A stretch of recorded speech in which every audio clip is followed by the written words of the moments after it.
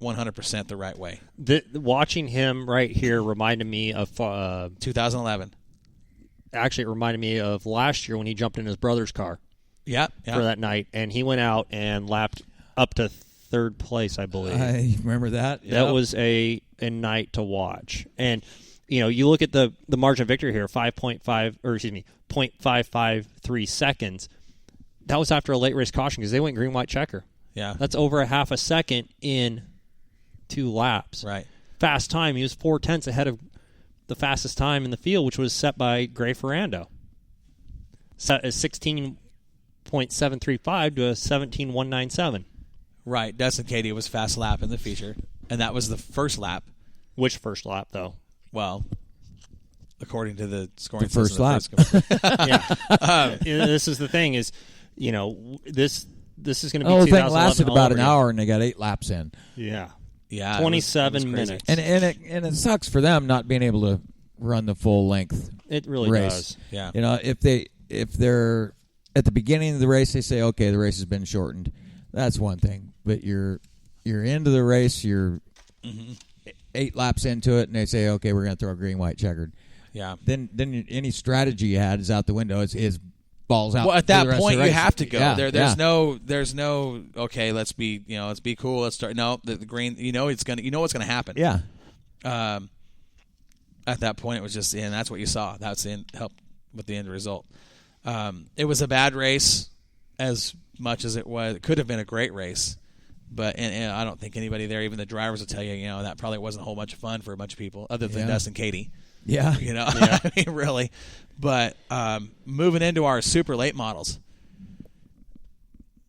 it's so funny that this whole thing to me, I have to look back and just kind of, I have to laugh, because during the redraw for the fan appreciation, fast qualifier. I don't even think you have to say this. Yeah. I bet you our entire listening crowd knows. Everybody's already smiling. Yeah. But let's start with qualifying real quick. Is anybody surprised that Trent Elliott was fast time? No, it's his type of track. He liked it that way. He would prefer tracks are prepped that way. Yeah. Yeah. There's one of Look the at few that guys. time, 14:9:36. He was moving. He was hauling. Watching him in qualifying, that thing, when that car got to the apex, it looked like it wanted to just launch out on the front stretch. Absolutely. I mean, he was hooked up in qualifying. And Brian Cronk was, he was right there with him. Look at that. It was a 14.938 to a 14.993. That's the separation between first and second. The only 2 cars in the 14-second bracket. Yep. Third fast qualifier was Joey Tanner in the 111. 15.212.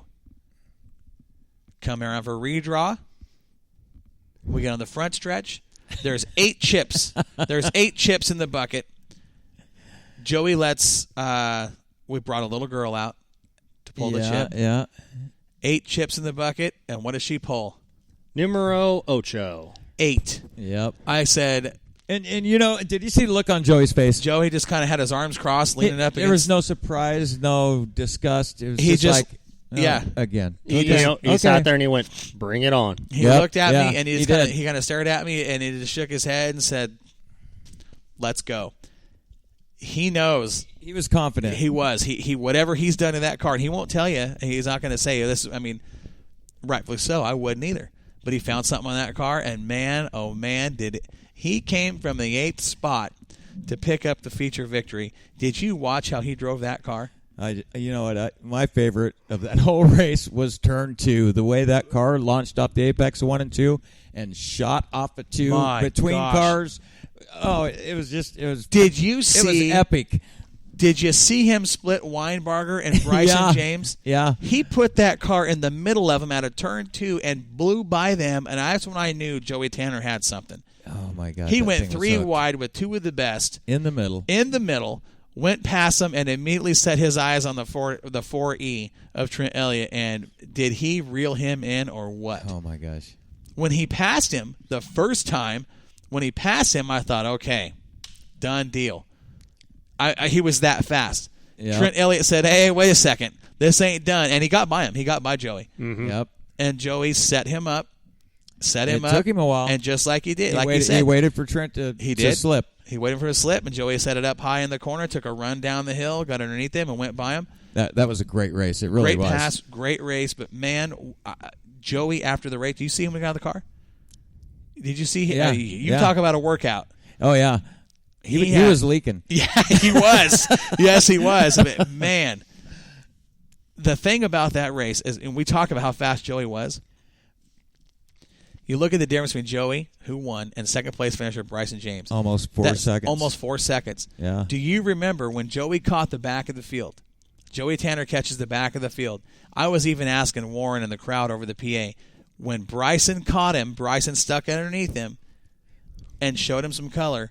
In the Victory Lane interview, I said, Joey, when did you realize Bryson was right there with you? When he was right there in your bumper underneath you trying to pass you for the lead.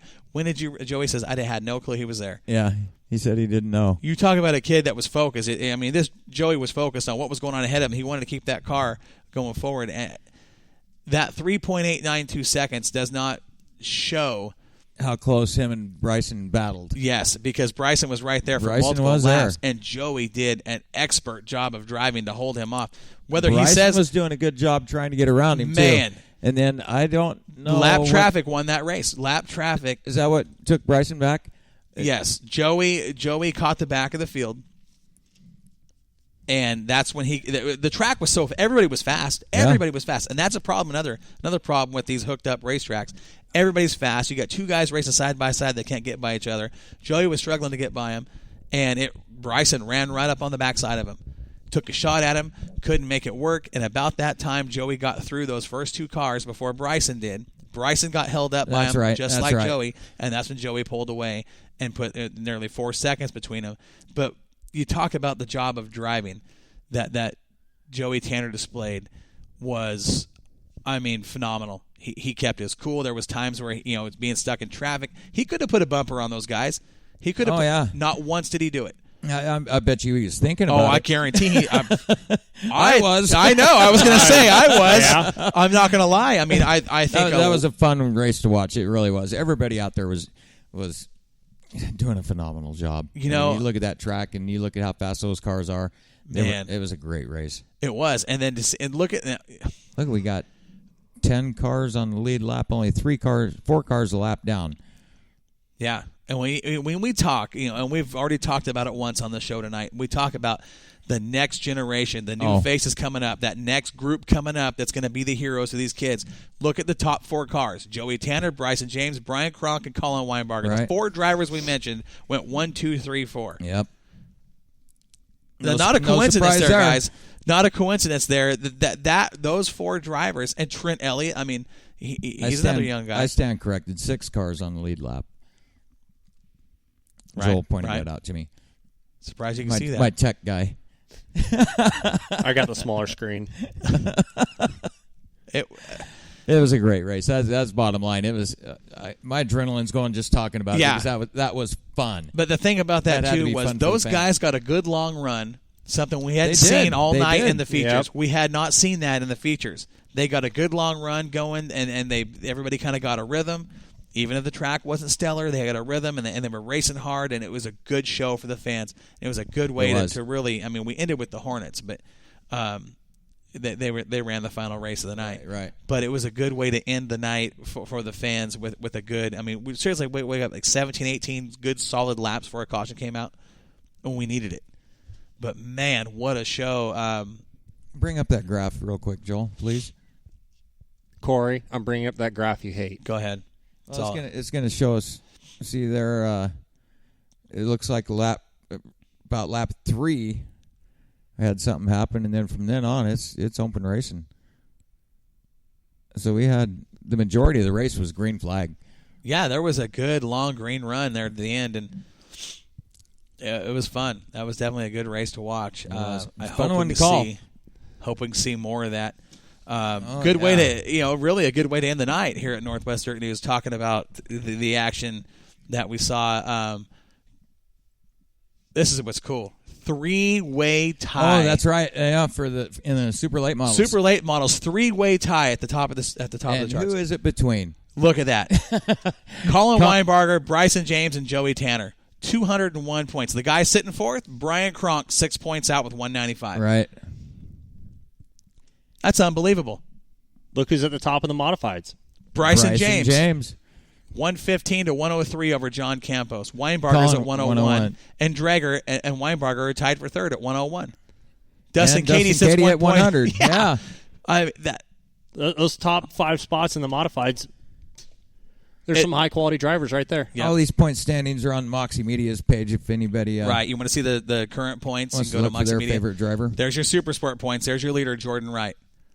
He's got a pretty sizable lead out there. He's 198 to the second next car back's Brian Winkler at 183. And Jordan Wright's been pretty darn consecutive is what's got him that points lead. Consistent, I think, is the word I want to use. Consistent, yeah. And look at 183 for Winkler, 182 for Dybel. Yeah. I mean, tight. 177 for Donofrio. And then the next 2 cars are tied at 173, Barley and Pickett. So we got lots of tight point battles. And this is all the new scoring system, too. Yeah. Mm-hmm. So it's, at the first year we were thinking, what's going on now with the scoring system. Mm-hmm. Yeah. This is looking really interesting for right. Look at sportsman points. That's James Slover, 206 to 182. That's the biggest lead I think we see in any of the divisions. I believe so. Yeah. Yep. Well, there's your biggest lead right there. Yeah, that's Jody true. Tanner over Dakota Goddard, 234 to 206. But then Kevin Roberts is knocking right on the door with 205. 205, yep. And then there's a big stretch back to fourth with Sean French at 151. Dakota Goddard, second in points. Nice. That's something I didn't think we'd be saying this year. He struggled, and he's still second in points. Now, Roberts sits third. He's missed He a race. struggled early. Yep. He's been better He's been of getting late. Yeah. But then again, here's your biggest points lead. That's 210 to 99. But Well, Tracy Muse is the only one we've seen with I think every single filled race. in marks across the top consistent. Yeah. Yep. Yeah, I mean, the only other guy that's got to win was John Gartner in the 48 car. We saw that, early in the season. I think it was the first race, wasn't it? I believe so. Yes, I think it was. Yeah, and Muse was second. So it's been an awesome night here at the Jetstream Aqua Massage Studio, Northwest Dirt News. We had a late caution due to massive laughter. Crazy night. Warren, once again, good job this weekend on Sunday, dude. Thanks, Trash cars man. and tough trucks. You did an amazing job out there by yourself. I mean, Thank you. What sucks is we didn't get a hot pit. Our caller, unfortunately, had an incident where they had forgot. So we will make it up next week with 2 pit stops on the high octane diecast hot pit. We have to do it. We'll try. We'll do it, and we'll have it. And I think we're going to have some things to talk about with the sprint cars coming through, and it's going to be awesome. But we're going to get out of here. We're going to get out of here and wrap things up on another episode of Northwest Dirt News from the Jetstream Aqua Massage Studio. Again, thank you to all of our sponsors: Northwest Trucking Academy, Crocker's Cars, Jetstream, Swears Trucking, Assembly J Livestock, Aflac, Archer's Floor Coverings, and James Gang Pizza. For Joel Imamura and Warren Simpson, I'm Corey Penfold. We're going to catch up with you guys Saturday night at Willamette Speedway, and we'll be right back here next Wednesday night for another episode of Northwest Dirt News. We will see you then.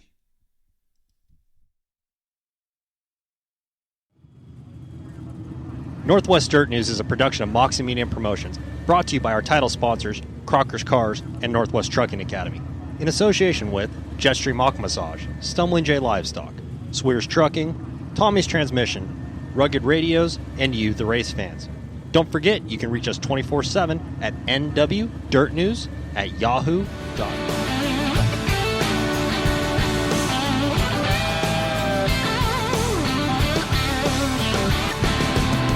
Maybe there's another path that'll get you there a little bit faster, but I'm sticking with the one inside of me. That's the only way I know.